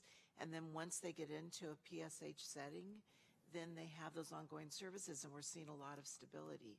So I think one of the things we need to do across the continuum of care we're doing for this custody, pre-diversion population is really pay attention on the front end of what we can do to get them connected. Because in many ways, when you're looking at what we're doing right now with the post-custody population, we're reacting to people's experiences rather than being proactive and trying to capture them at first. So I just think there's, Key, all the stuff we were talking about in New York, I think there's a lot of work we could do collectively where we might reset how we're approaching both housing and the service delivery side. I do. I think there's some real good work. yeah, I just want to add one other thing. This issue about, the housing, using housing first without a high enough percentage of people accessing services is also impacting the quality of life for the people who are in these housing developments. And I'm pointing that out because I think it's actually something we need to really think about in terms of the mix of populations within single housing buildings, because we're not building a lot of very large buildings, but in the ones that we do have, we are having some management problems with them. And, you and I talked about a couple of them where we're getting complaints. And so we just need to, at some point, I don't think we actually have enough experience to absolutely know what the right response is yet, but I think it's something we have to keep our eye on. Did anybody else over here have a comment? And then I'm going to come back to you, Pablo. Sorry. I saw you there, and then I moved over here. Molly, and then I'm sorry, Pablo. I know I went already. I just had a question on the first slide, which is a little startling, right? In a short period of time, almost half of the CAPS folks are being rearrested, but the majority of those arrests are for misdemeanors. So if they're out of treatment and homeless, it could be for status crimes that are misdemeanors that you would sort of expect and we'd hope they wouldn't be picked up and prosecuted for. There's about 25% of the rearrests are for felonies, but it'd be really useful to know what that really means. What are the types of crimes that the rearrests are happening for, and what do those felonies look like So I would just put that in as a request so we can understand better why the rate's so high in such a short period of time. I also, that number is deceptive, Molly, because those offenses aren't occurring while they're under CRAP supervision. The majority of those offenses are occurring after they've been placed in a treatment facility and they abscond. So I've asked Javier to please track the difference, because this makes it appear that people are committing new offenses on CAPS when they're not. So I didn't actually I wasn't thinking about it like that. I was just thinking about, as we're trying to meet the needs of this population, what's happening with them and where are we falling short as a system, and what does it really look like? What are the crimes? I mean, I think it's a very real point that Tony raised earlier, which is we have services and we're not having as much success as we would like, and again, the reason I'm saying this is not to be critical. Like, I think we have to create environments where we're okay saying we're learning, and because otherwise that's when you keep investing in programs that don't work, and I want to not be in that box.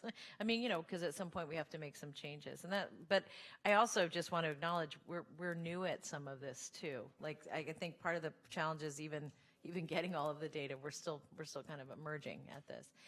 Pablo, and then I'll go to you. Yeah, I had a quick question. When we're giving out vouchers to individuals, and I noticed that there was a large amount of individuals that are sitting in the queue with the voucher, do we have people that are like housing specialists that are out there in the community and trying to network with housing people with houses to get them in? Yes. Okay, got it. All right. Judge Manley, you were so patient. I almost didn't recognize you. Go ahead. Excellent report. I think part of this underscores what Tony and I were discussing, that I think you're showing almost 90+% of the people get to treatment, mental health treatment. And yet we have the rearrests, we have everything goes wrong.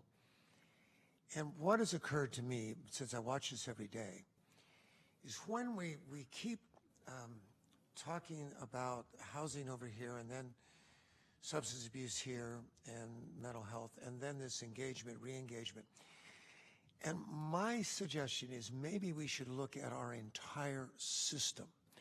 Why do we still have THUs? Are they facilities where there's any kind of understanding of co-occurring disorders, or are they not? I find it's a mixture. A lot, they are terminated if they miss a curfew. One. Others, if they test dirty, which then there's 72 hours before you can get back in, assuming you ever go back, because you're to detox yourself with no help. And I do not know how many THUs we have, but I think that's a whole lot of housing opportunities that we aren't using very well, in my view. Because when I look at the people that abscond immediately from the housing placement, it is usually residential or a THU. Or crisis residential also, of course. But, and I think until we put it all together, I like Key's discussion of strategy. What we need to see is what is the strategy to engage and re-engage these people before they're back in jail. For example, it seems to me if someone has absconded and they have been rearrested for a minor misdemeanor, why couldn't they go direct? Woken up a little bit. I mean, other than the fact, I mean, you want me to go break the law to get drug treatment, but why not? Why hasn't somebody like walked up to me in the back and said, hey, Scott, we made some calls. We can get you into drug treatment. We can maybe get you some mental health services. But I'm only allowed to do any of that if I break the law or if I'm a felon. And now remember, when you go the other routes and you haven't broken the law, that door is constantly slammed in your face. I missed a drug test one time, and to do the repeat drug test was $100. I had no way of affording that. I went over to Valley Medical, I begged and cried there and said, look, I'm going to test clean. I need to do the test. I couldn't do the test. So that drug treatment program that Judge Pennypacker worked to get me into immediately denied me. And it wasn't a dirty test. I just think we slam a lot of doors in people's faces, and we need to pay attention to the people that are in front of us. You guys have a drug addict that hasn't gotten any help for 3 years. You have several sleeping on the back of this building. You have several out in front of the jails, too. Thank you, Scott. Thank you. Thank you. Welcome, Wes.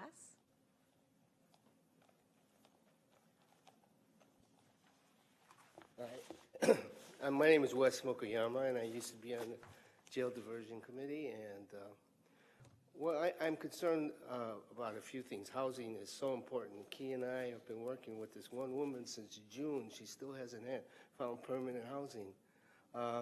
But I share your concern, Supervisor Chavez, with the large housing placements. As an old social worker for 50 years, I used to work in Cabrini Green in Chicago. You know, do you remember that Dynamite? Okay, I used to work it. I couldn't go up the stairs. When the elevators didn't work, couldn't go up the stairs. There was no supportive treatment. And I share Key Lee's concern about getting permanent supportive housing in these large structures. I dread seeing these large structures built with mixing of different peoples.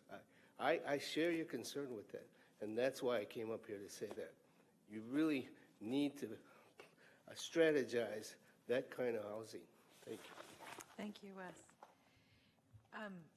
So we're going to move then. We have one last item, and this item is item number 7, and this is to receive a report relative to the Proposition 47 grants and the process. And I think Javier and Gary, you wanted to make sure we were aware of it. So I'm going to turn it over to you, and then I will let you all go.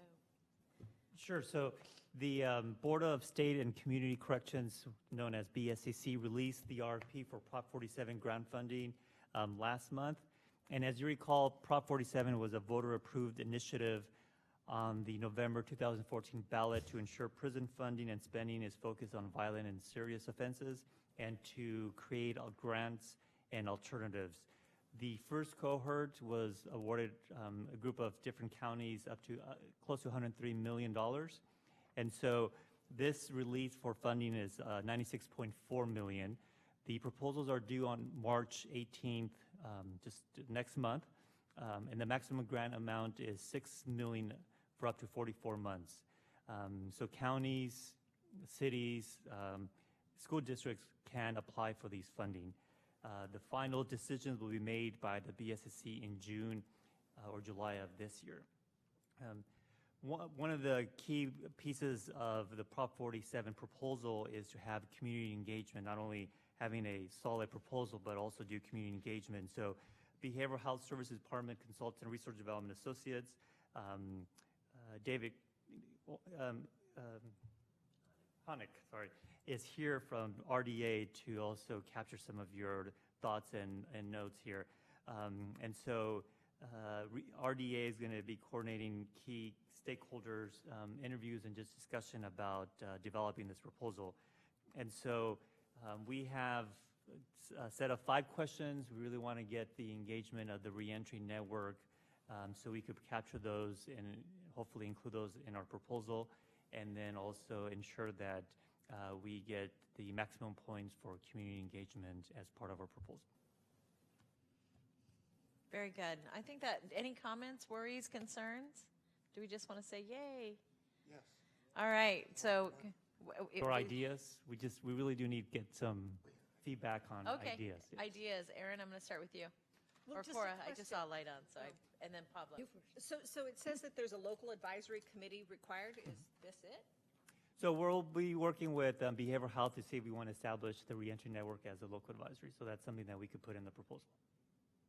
But in the meantime, we're just getting input right now. Yeah, I'll just say when they asked me about that, I thought it made a lot of sense to not reconvene us for yet something else on a different day, a little different bat channel, different bat time. And so I was saying yes, we'd be happy to. So one of the things that as a provider that we have kind of felt the need for is sort of a wellness center, but it's both for trying to engage people, before they're really willing to get into service, and also to be able to graduate people without just letting go of them entirely, because a lot of people are scared to leave services. So some sort of, I don't even know if it's called a wellness center, if it's but something like that I think would be really helpful for a lot of the folks that we're seeing. Yeah.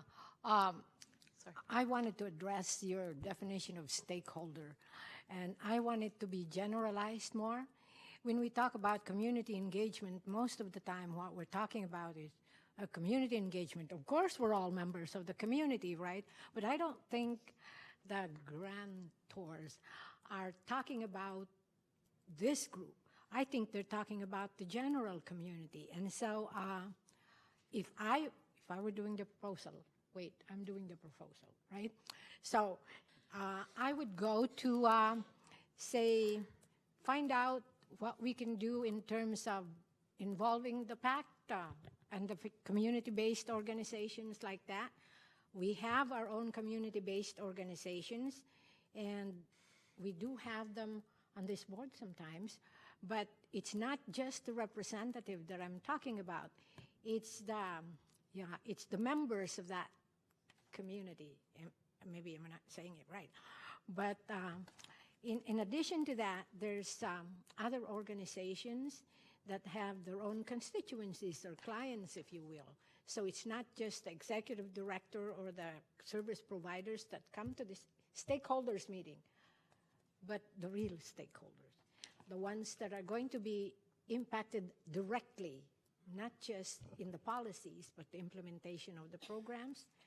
And also, I think in that grant, what happens is we almost have, we're almost good at getting community input, but we're not very good at going back to the community and sharing the benchmarks or part of the evaluations, not at the end, right? So we keep coming to the community and saying, okay, give us your input, and we never know what happened to it, right? So what happened to the input? How was it implemented, or how was it included in the grant and the implementation of the grant and the evaluation?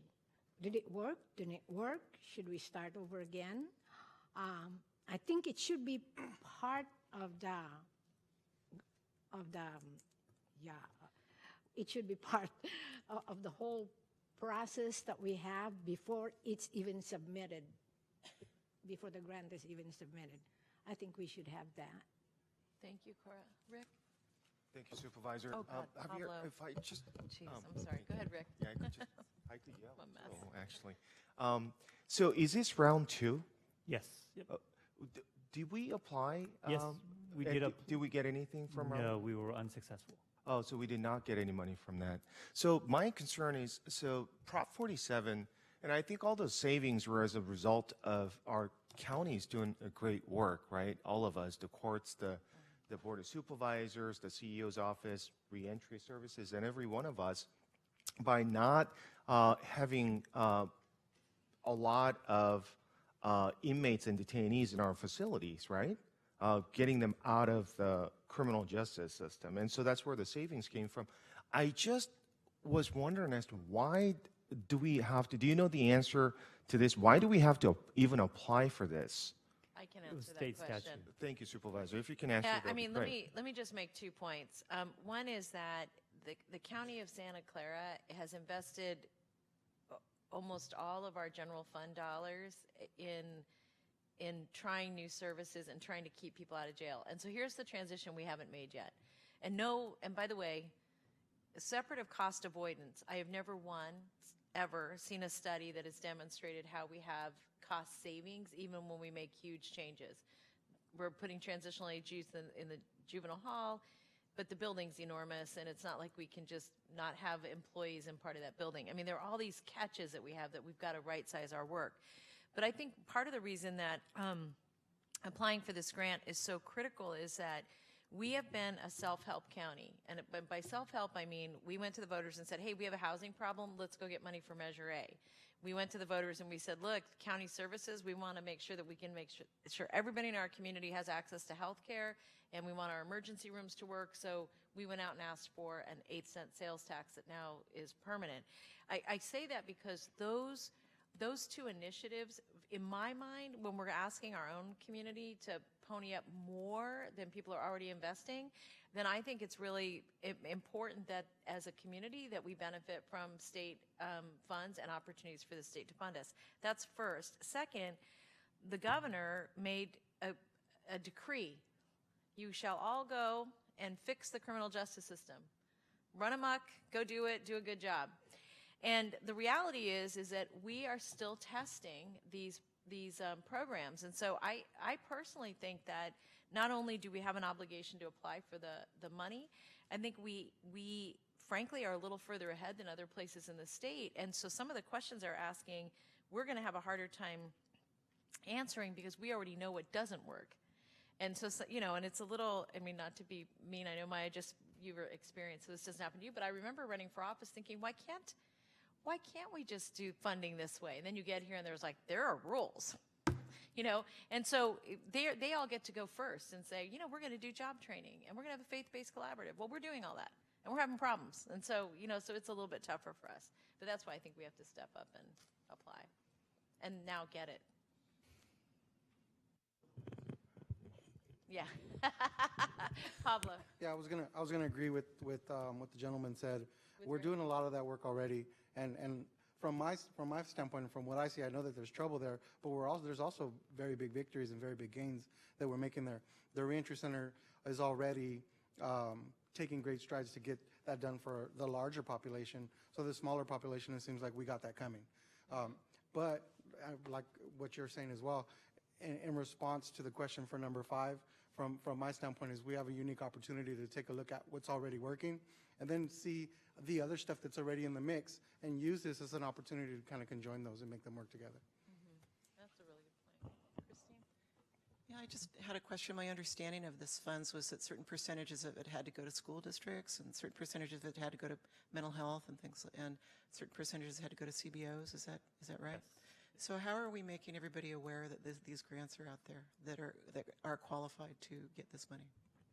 So the state released so as long as you are part of the state getting the emails and distribution about the VSAC's information, that's how we got to know.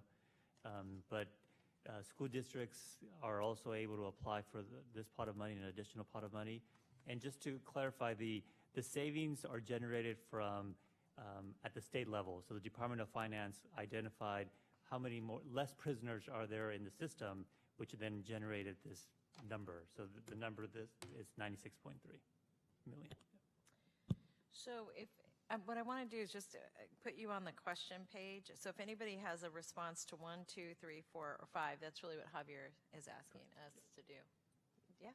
Can that go back up? Yeah, if you can put the... I like number 5. I'm sorry. I like number 5. What I was going to suggest is, we're doing so many different things now that I would suggest considering focusing this grant on engagement and re-engagement. I mean, I really think this is an area where we could utilize additional funding. It would be novel and unique because I don't think any other county would ever propose such a use for the money. That might work against us because we were not following the common thread, but to me, it is a critical issue that we really haven't figured out yet, and it would give us additional resources to do it. Anybody else want to respond? Yeah, Molly? I just, in thinking back about Prop 47 and the whole purpose behind it, in addition to emptying out the prisons, the idea was quit charging people who are stealing to support drug habits and sticking them in jail for long periods of time, give them 30 days instead of a year, but the missing pieces and get them some treatment, right? And there was no real mandate about how to do that. So I think the ask for this money has to be related to how that gets accomplished. And we are already doing a whole bunch of good work, but one thing I repeatedly hear at the Community Corrections Partnership is there were 100 referrals for drug treatment services and 12 people actually got there. So So one big gap is we've seen them, we know who they are, they've been referred, but they don't get there. So how do you actually effectuate the treatment being delivered? Very good. Anybody? Yes, Erin? I was actually along that same vein, kind of when we were looking through the data on the last report, the successful engagement rate for people referred to SETS treatment is very low. And I think that we need to look at, it wasn't clear if the referrals were only going to residential, and that's part of the failure, but what level of care do they really need, and then how are we doing engagement? Because, you know, the challenge with a lot of these services is we have to leverage, right? So with it, you need to sit in an office and you need to do this, that, or the other thing. How are we really going out in the community and getting people to buy into, you need services? I think that would be transformative. Anybody else? I think those are really, really great ideas. I think the only one that I would add is that I really think that better understanding how the pathway for recovery is really critical. I felt like I understood it, and I'll just be frank with everybody here. I grew up with a father who was an alcoholic, and so I really understood that. Like that, there was no straight path, right? He would be drinking, and then he would get sober, and he would be drinking, he would get sober. And what I never knew, even toward the end of his life, is like if I look back, I understand from my father now where he had better opportunities for success, like what the setup was that led him to that. But I don't think we customize our programming to that degree. And I say that because I think the point you raise about whether it's a welcome center or a safe place that people can opt in or out, whether it's being able to go online and understand more about a program without having to talk to anybody, like what is it that makes that creates an on-ramp for somebody? And then to your really important point, the safety of them off, on an off-ramp. And I think we know more about mental health. And frankly, I'll tell you the thing I'm terrified about is I was actually talking to Erin about this earlier today, is that I think we're going to see a significant increase in mental health. I think the challenges we're seeing with young people right now is something that we don't fully understand what the implications are going to be for our society. And so it's made me even more intensively interested in what we can learn about how we get people really in a meaningful way connected to those mental health services, because I think that's a whole much more challenging, as Judge Manley has rung in my ears, but a much more challenging problem than even drug and alcohol addiction. And then to combine them is, it's why we're using the housing first model. But then what? So housing first, and then what? And then how are we really engaging people? So I think that's right, and I think we have enough experience now that we can say, here's where we're having success, here's where we're having challenges. And by the way, the key that if we figure out how to unlock this key, it's going to help every single county in the country, right? I mean, this is really one of our big challenges. So thank you. Thanks for bringing it forward. You got everything you need? I sure did. Okay. I'm going to say thank you to all of you. I apologize the meeting was long, but I really appreciate the discussion, and I hope you did as well. And I think it was very informative and a very thoughtful set of discussions. If people are interested in issues coming on the agenda in the future, we have a little work plan, but if there's something that's burning, please just email me or Maya. And we will meet again on April 10th at 2 p.m. Supervisor, Yes. I'm sorry, on item 8, I know you don't have a quorum, but can you still send it forwarded to PSJC without a quorum? Yeah. Thank you. Well, I'm going to say that I think they can agendize whatever they want. But we'll just say the Reentry Network reviewed it. We did have a chance to review it, and we can do that with a letter from me saying we reviewed it. Rob, is that okay? Yes. All right. Thank you. Thank you.